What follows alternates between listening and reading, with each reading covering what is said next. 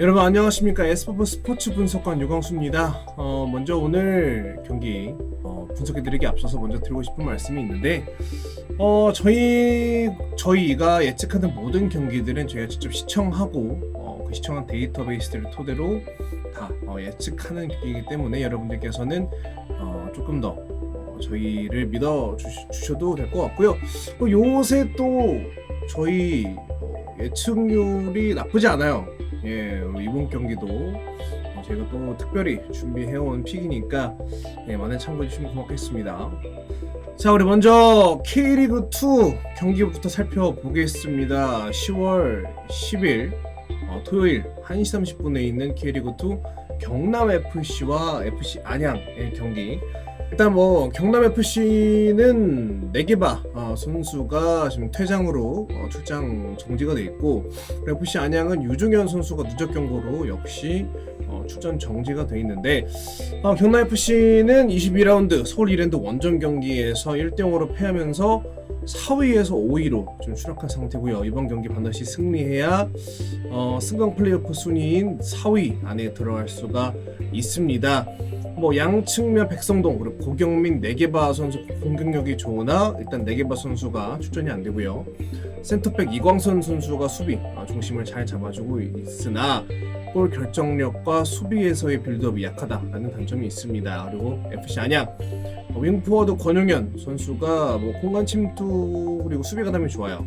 그리고 수비를 책임져주고 있는 유종현 선수는 제공권과 대인마크가 좋은데 요새 좀 전체적으로 선수들의 기량이 떨어져 보이고요. 많은 활동량 그리고 좀 경기를 거칠게 하는 특징이 있습니다. 지난 3일 열린 제주와의 경기에서 제주 진성국 선수에게 2골을 허용하며 역전패를 당했죠. 올 시즌 일단 상대전적으로 봤을 때는 경남이 안양을 모두 잡았고요. 전력 면에서도 경남이 강합니다. 일단 경기를 거칠게 플레이하는 안양이 있어서 경남 핵심 백성동 그리고 고경민 선수가 봉쇄될 경우 경남이 의외로 고전할 수 있고요. 그리고 경남은 네게바 선수의 결장으로 공격적으로 많은 변화를 주기는 어려울 것으로 보입니다만 백성동 선수가 팀 내 최고 공격 포인트를 기록하고 있고 또 고경민 선수도 아산전에서 해트릭을 기록한 만큼 골 감각이 좋기 때문에 홈인 경남FC 승리를 점칩니다만 FC 안양이 그 거친 경기로 인해서 무승부까지도 나올 수 있다라고 생각을 합니다. 자, 이번엔 J리그로 왔습니다. 10월 10일 토요일 저녁 7시 사포로와 쇼난의 경기 예측해드립니다. 먼저 상대 전적은 쇼난과 샤포로 0대0 무승부로 끝이 났었는데 현재 쇼난에는 오이와 카츠키 선수가 수비형 미드필더 선수인데 지금 부상으로 빠져있고요. 그리고 이와사키 유토 선수 그리고 마와타리 카즈야키 선수까지 지금 부상으로 쇼난에 조금 아쉬운 부분이 있습니다. 자, 먼저 홈팀 사포로입니다. 사포로는 리그 15위로 홈에서 센다이에게 3대3 무승부 기록하면서 드디어 3연패를 끊었습니다. 공격의 핵심인 루카스 선수가 부상으로 나오지 않았고 측면에서의 루카스 그리고 스가 선수가 뒷공간 침도 크로스가 좋은 점은 있고, 득점은 로페즈 선수 그리고 아라노 선수가 보통 마무리하는 패턴을 보이고 있어요. 하지만 수비 집중력이 좋지 못해서 후반전에 실점이 많다는 단점은 있습니다. 그리고 원정팀 쇼난입니다. 쇼난은 현재 18위 최하위죠. 지난 FC 도쿄와 가와사키 경기에서 수비적으로 잘 봉쇄했지만 결국 두 경기 다 한 골 차로 패배하게 되었죠. 상대 공격에 대한 수비수들의 유기적인 협력이 잘 이루어지지 않고 현재 5골로 팀 내 최고 득점 선수인 이시하라 선수가 단독으로 사포로 수비를 뚫기는 좀 부족해 보이는 추세예요. 그래서 쇼난은 현재 리그 꼴찌로 4연패 중이고요. 상대 전력과 비교할 때 쇼난이 사포로를 상대로 승리하기는 어려워 보입니다. 하지만 쇼난이 최근 리그 1위 가와사키 그리고 2위 FC 도쿄를 상대로 어려운 경기를 했지만 끝까지 나름 잘 버텼다라는 것에서 좀 긍정적인 반응이 있겠지만 아쉽게도 쇼난은 지금 아까 말씀드린 부상 선수들이 꽤 많죠. 그래서 사포로가 쇼난을 상대로 큰 공백은 없어 보입니다. 그래서 저희는 홈팀 사포로의 승리를 예상합니다. 그래서 10월 10일 토요일 마찬가지 저녁 7시 FC 도쿄와 오사카 경기 예측해드리겠습니다. 현재 간바 오사카의 미우라 겐타 선수가 부상으로 빠져있는 상태고요. 먼저 홈팀 FC 도쿄입니다. 7일 리그컵 4강전에서 가와사키를 상대로 홈에서 2대0 승리를 거뒀고, 뭐 어차피 승점 리그에서는 승점이 많이 차이 나서 따라잡기 좀 힘들어 보여요. 상대에 따라 4-3-3 4-1-4-1, 4-4-1-1 포메이션을 혼용해서 사용하는 팀이고, 또 최전방 레안드로, 그리고 측면에 디에고, 올리베라, 산토스, 다실바 중원까지 힘과 스피드 있는 기용, 그리고 중원 압박과 문전 앞에서 촘촘한 수비력도 되게 좋고요. 중앙 수비 제공권도 좋다라는 장점이 있고요. 간바 오사카입니다. 원정팀은요 리그컵 4강전에서 사간도스와의 원정 1대2로 승리했고요. 이 팀 역시 수비 중심의 경기를 하고 있고, 전방 압박부터 수비를 단단히 하고 있는데, 보통 양 측면에서 크로스에 이은 공격 패턴이 주된 패턴인 거고, 최전방에 신장이 좋은 패트릭 그리고 카즈마의 마무리가 좋은 게 또 장점입니다. 두 팀 모두 상승세에 있습니다. 도쿄는 3연승 중이고 간바 오사카는 5연승 중이고요.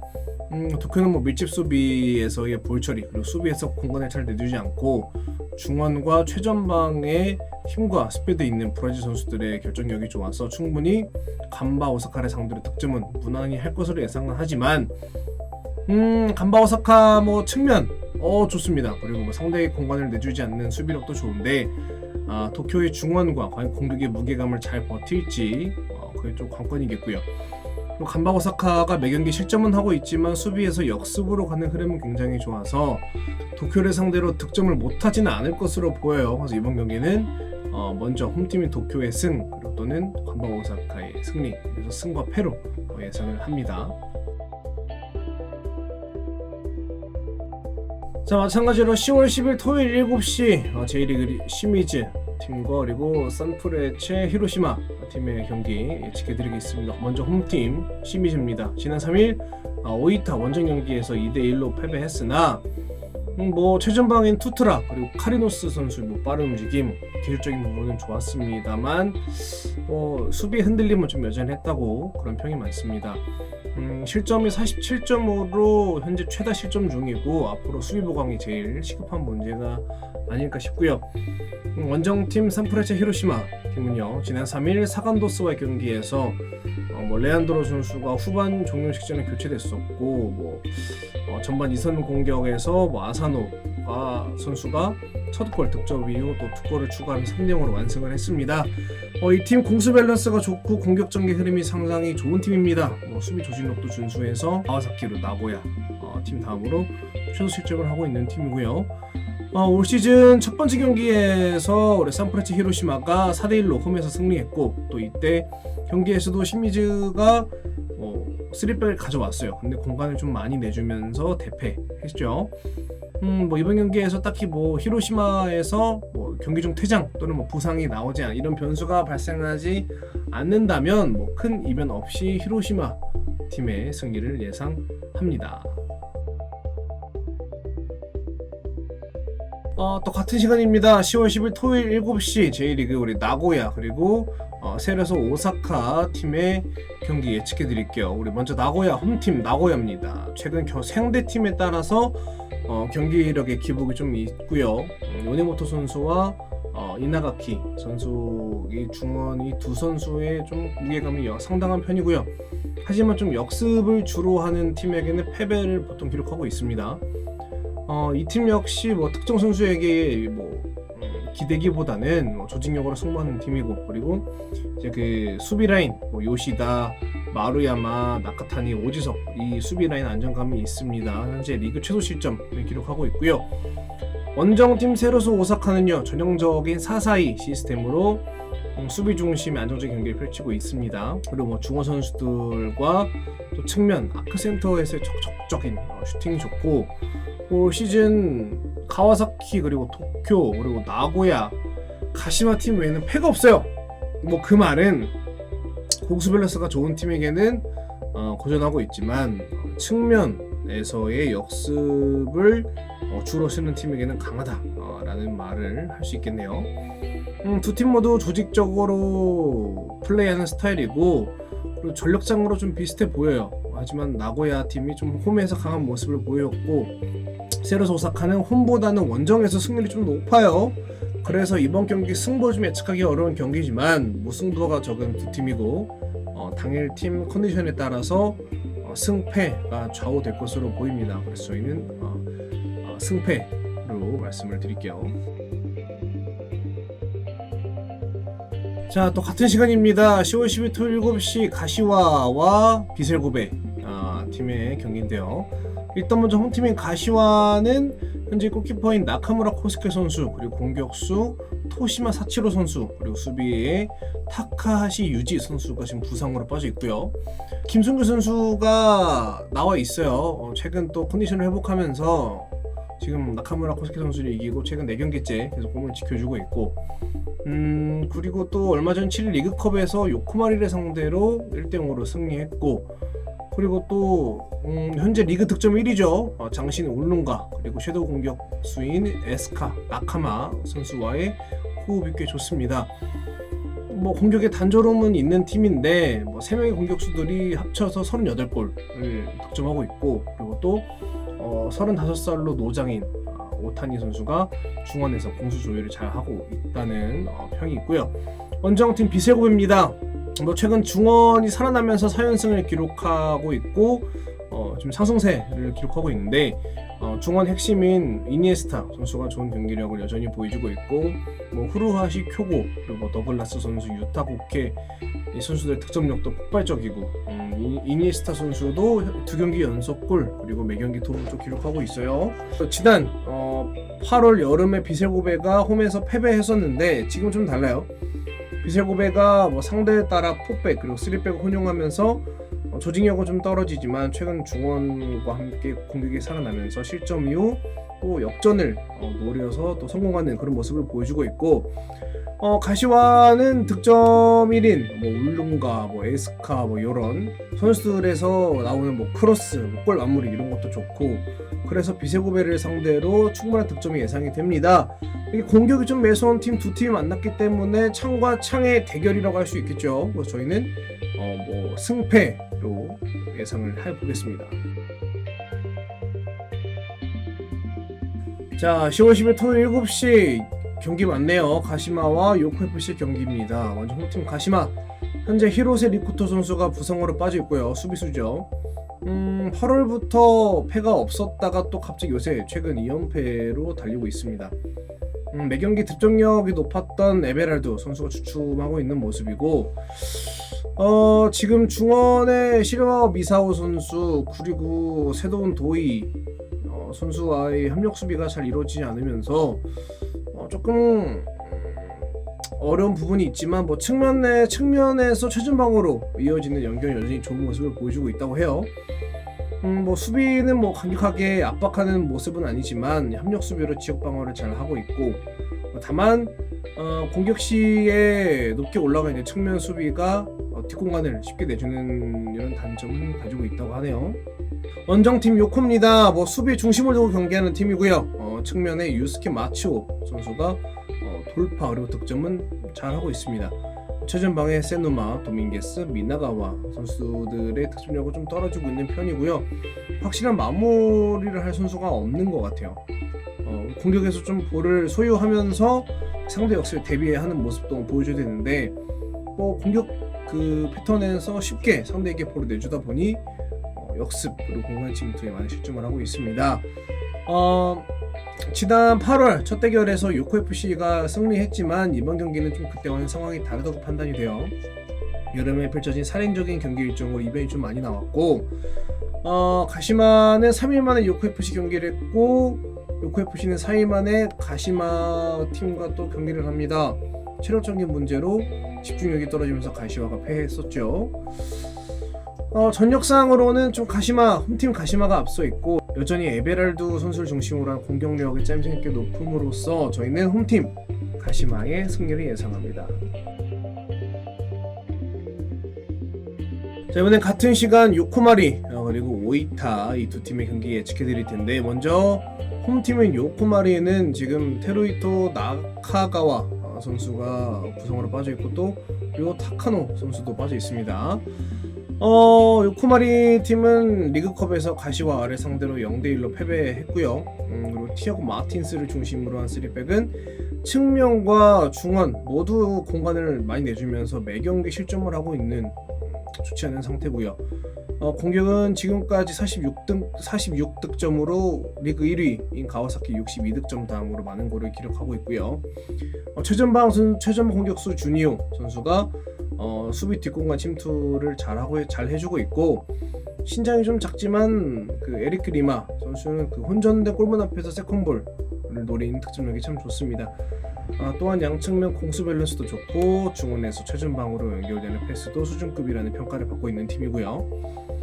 원정팀 오이타는 현재 수비에 리우스케 마에다 선수 그리고 미드필더 유키 카가와 선수가 부상으로 빠져 있고, 하지만 오이타는 지금 시미즈 그리고 가시마에게 승리를 거두며 2연승 중에 달리고 있고, 보통 3백을 활용하는 팀인데 중원과 측면에서 상대 압박하는 것이 후반에는 이제 체력적인 문제로 압박이 좀 덜해지면서 공간을 많이 내주는 경우가 있습니다.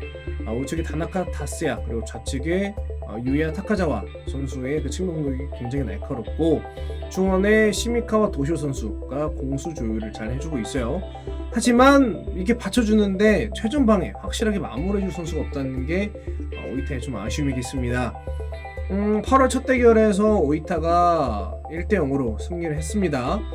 하지만 J리그는 8월달에 팀당 8경기를 좀 총 소화하는 살인적인 일정을 가지고 있죠. 그래서 이벤이 좀 많이 나오는 시기고, 그래서 오이타의 짠물 수비는 요코마리보다 우세하지만 그래도 요코마리의 공격력 무시할 수 없습니다. 이게 오이타의 공격보다 우세하다라는 판단이 있어서 저희는 홈팀 요코마리의 승리를 예상합니다. 자, 그 다음 K리그2 대전 시티즌 그리고 수원FC의 경기 예측해드리겠습니다. 현재 대전FC는 서영재 선수가 아산전 퇴장으로 출장이 정지되어 있고요. 일단 뭐 득점은 대전이 무섭습니다. 안드레 선수와 바이오 선수가 있고요. 수원FC는 뭐 득점 1위 안병주 선수와 마사 선수가 준비되어 있고요. 또 뭐 도움에는 또 수원FC는 마사와 말로니 선수, 그리고 대전은 안드레 선수가 또 득점에 이어 도움까지 해주고 있는데, 일단 대전을 보겠습니다. 9월 17일 조민국 감독 대행으로 전환하면서 선발 선수진의 변화가 좀 커요. 그럼으로써 공격 조직력이 많이 흔들리고 있습니다. 공격 전개는 좋지만 득점 찬스를 많이 놓치는 모습이 자주 보이고요. 지난 4일 충남 아산 원정에서도 선제골을 허용했고, 그리고 서영재 선수가 퇴장당하면서 수비 조직력이 많이 흔들리는 모습을 보여줬고요. 중원에 체프만 선수가 해줘야 할 공수 조율도 잘 어려웠고, 수비와 공격 전환도 원활하지 않았습니다. 그리고 가장 중요한 것은 현재 그 흔들리는 대전의 팀 분위기를 잡아줄 선수가 마땅히 없다라고 예측이 되고요. 이어서 원정팀 수원입니다. 대전과 올 시즌 두 번의 맞대결에서 1승 1패 한 번씩 주고받았는데, 현재 수원FC는 8경기째 패가 없고, 최전방 안병순, 마사, 말로니 선수의 짜임새 있는 공격이 참 좋습니다. 그리고 중원과 수비도 안정돼 있고, 부상에서 돌아온 득점 1위 안병준 선수가 안산전에서 또 득점을 성공하면서 여전히 또 감각에 살아있는 것으로 봐서 한 번씩 주고받았다고 하지만 흔들리고 있는 대전, 과연 이 대전이 현재 무섭게 패가 없는 수원을 맞아 이길 수 있을지 저희는 조금 부정적인 예측이 많습니다. 그래서 저희는 홈팀 대전시티의 패배를 예상합니다. 자, 같은 시간 가와사키 그리고 센다이 팀의 경기입니다. 먼저 홈팀 가와사키입니다. 리그컵 4강전에서 FC 도쿄 역습에 2골을 허용하면서 2대0으로 패배했죠. 올 시즌 이게 홈에서는 첫 패배입니다. 1등인 팀답게 공수 밸런스가 좋고, 측면의 크로스와 역습보다는 중원에서 단단하게 최전방으로 패스를 찔러주는 그리고 이제 바로 꼬문 앞까지 이렇게 찔러주는 세밀한 패스가 아주 일품인 팀이고요. 전체적으로 뭐 선수들의 기술도 좋고 뭐 코바야시, 이에나가, 레안드로 선수들의 뭐 모든 고른 득점이 장점인 팀이고요. 원정팀 센다이 팀은 현재 수비에 하치스카 코지 선수, 그리고 또 요시노코 헤이 선수, 공격형 미드필더 료 저메인 선수가 부상으로 빠져 있고요. 강등권 순위에 뭐 들어가 있어요. 탈출을 위해 사력을 다하고 있지만 현재 말씀드린 선수들처럼 핵심 선수들의 부상이 좀 많아요. 그래서 수비는 뒷공간을 잘 내주고 있고 데인마코도 딱히 세지 않습니다. 뭐 지난주 사포로와 경기에서 알렉산드로 선수가 연속 2골을 성공시켰지만 후반 중반 추가골을 허용하면서 3대3 무승부를 기록했었죠.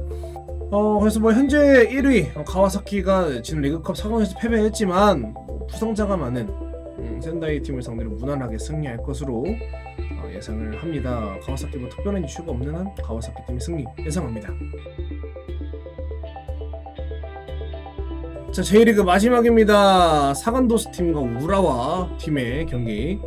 먼저 홈팀 사간도스 팀은요, 수비에서 타카시 히데토 선수가 빠져있고 공격수 아베우스 선수가 또 부상으로 빠져있는데, 사간도스는 리그 경기에서 간바 오사카 1대1로 패배.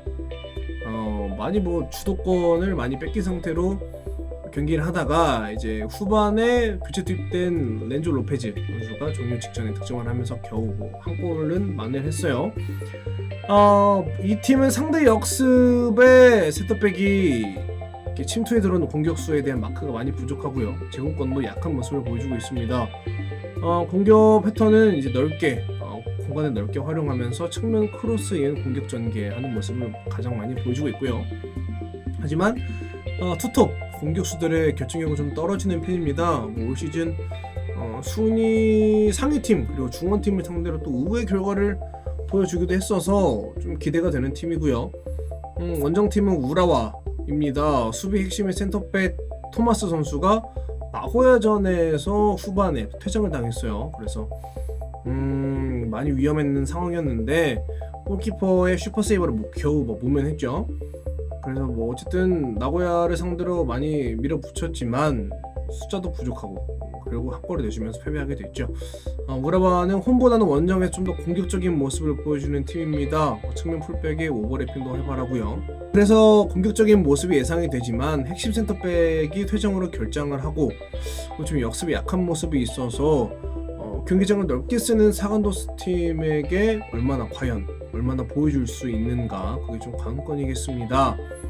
하지만 뭐 사간도스도 최전방 투톱이 좀 득점력이 많이 떨어져 있어서 이번 경기 무는 안 나오고 승 또는 패로 예상합니다. 자, 이어서 10월 11일 일요일 오후 1시 30분에 펼쳐지는 제주 유나이티드와 안산 그리너스의 승부 예측인데요. 일단 안산 김길식 감독님이 대전전 퇴장을 당해서 출장 정지를 당하셨고요. 먼저 홈팀 제주 먼저 보겠습니다. 지난주 3일 제주 홈에서 안양에게 4대1로 승리했고요. 경기 초반 안양의 역시 거친 경기력으로 고전했지만 후반에 투입된 진성욱 선수가 높은 제공권으로 2골 성공하면서 역전에 성공했죠. 제주는 현재 1, 2위를 다투는 팀인 만큼 공수 밸런스도 좋고, 그리고 현재 남길 감독님이 상대 팀에 따라서 3백, 5백 혼용하면서 승리에 대한 포인트를 잘 알고 있는 것 같고요. 원정팀 안산입니다. 3백으로 수비에 좀 중심을 두고 측면에서의 공격은 좋은 편입니다만 최전방에서 마지막 마무리해줄 선수가 없고요. 공격이 좀 단순한 게 흠입니다. 하지만 중원의 김대열 선수도 기술이 좋고 이지훈 선수 활동량 많고 이런 또 자점들도 있고요. 전체적인 전력면에서는 제주가 많이 앞서고 있고, 그리고 또 수비적으로 나오는 팀들과의 경기일 때 해줄 수 있는 진성욱 선수가 또 얼마 전에 제공권으로 2골을 넣었기 때문에 충분히 제주가 골을 만들어낼 수 있을 거라고 생각하고요. 그리고 또 제주 진성욱 선수만 있는 게 아니죠. 측면 또 흔들어줄 수 있는 이창민, 류승우, 진성욱 선수 이렇게 세 선수들이 있어서 안스림을 상대로 패하지는 않을 것으로 예상을 합니다. 그래서 저희 S버프는 제주 유나이티드의 승리를 예상합니다. 자, 다음은 10월 11일 일요일 같은 1시 30분에 펼쳐지는 서울 이랜드와 부천FC의 경기인데요. 부천FC의 조수철 선수가 누적 경고로 현재 출장 정지가 되겠습니다. 먼저 홈팀 서울 이랜드부터 살펴볼 텐데요. 중원과 수비 중심의 경기 운영을 기본으로 하고 있는 팀입니다. 최전방에 레안드로, 수쿠타, 김민규 선수로 이어지는 공격 라인이 위협적이라는 평이 있고요. 레안드로 선수의 빠른 스피드, 그리고 측면에 김민규 선수 돌파, 침투 이런 것들도 좋고요. 전체적으로 공수 밸런스도 좋고 짜임새도 있으나 좀 공격 패턴이 단순하고 레안드로 선수 외에는 딱히 뭔가 파괴력 있는 공격수가 없다는 게 좀 아쉬운 점으로 많이 보이고요. 원정팀 부천은요, 특정 선수 뭔가 영향으로 승리를 얻어오기보다는 끈끈한 조직력으로 승부하는 팀입니다. 전체적인 공격과 수비 안정되어 있고 중원에 김영남, 조수철 선수, 특히 이 둘 공수 조율이 좋고요. 그리고 후반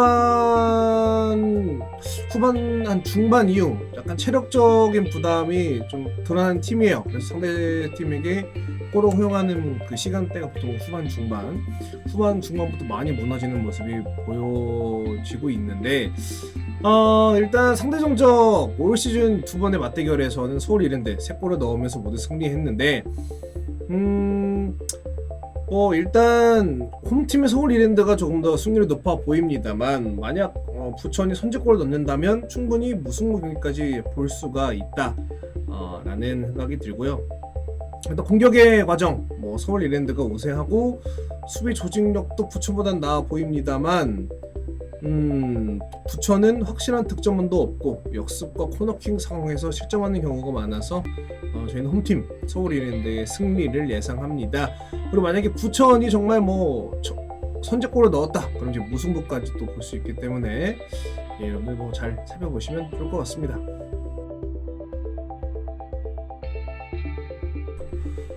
이어서 10월 11일 일요일 오후 4시에 펼쳐지는 전남 드래곤즈와 충남 아산의 경기인데요. 먼저 홈팀 전남 드래곤즈입니다. 최소 실점 팀이라는 말답게 평소 좀 수비 중심적인 경기 운영을 보여주고 있고 특히 이제 역습에서 측면 활용이 높은 팀입니다. 선발로 나오는 최전방 이종호, 곽광선, 투톱의 파괴력이 썩 높지는 않고요. 중원에서의 움직임은 많지만 결정적인 찬스를 만들어주는 선수가 별로 없어요. 창의적인 패스가 없다는 얘기죠. 다만 양측면에서 이유연 선수 그리고 최호진 선수의 측면 침투 이후 크로스는 좋다는 평가가 많습니다.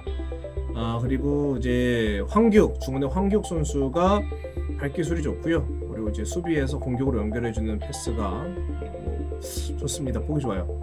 이제 주로 후반에 조커 느낌으로 투입되는 줄리안 그리고 에르난데스 선수는 최전방과 그리고 섀도우 스트라이커 위치를 잘 소화하고 있기 때문에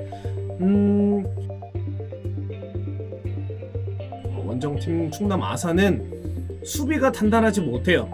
K리그2 최다 실점 리스트 이 두 사람의 파괴력도 요새 떨어진다는 평가가 많습니다. 마찬가지로 핵심적인 역할을 해주는 선수가 딱히 없고요. 5백으로 수비에 중점을 많이 두고 있지만 말씀드렸다시피 최다 실점 팀이고요. 사실 중원의 박사직 선수의 중거리 슛은 위협적이라고 봅니다. 전남은 승점 30점으로 현재 6위 기록하고 있는데 3위부터 6위까지 승점 차가 3점 이내로 승리할 경우 승강 플레이오프 순위까지 올라갈 수 있는 상황입니다. 그래서 다득점에서 열세인 전남이 줄리안과 에르난데스 선발 또는 교체 투입으로 사력을 다할 것으로 보이고요. 아산은 경기 기복이 있고 경기를 뭔가 리드하거나 마무리해줄 선수가 딱히 없습니다. 전남의 그 단단한 수비 라인을 넘을 수 있을 거라고는 생각지 않고요. 아까 말씀드린 박세직 선수의 중거리 슈팅 믿을만 합니다. 하지만 중원부터 압박이 거센 전남을 상대로 슛 기회가 많을 거라고는 저희가 보이지 않아서 홈팀 전남 드래곤즈의 승리를 예상합니다.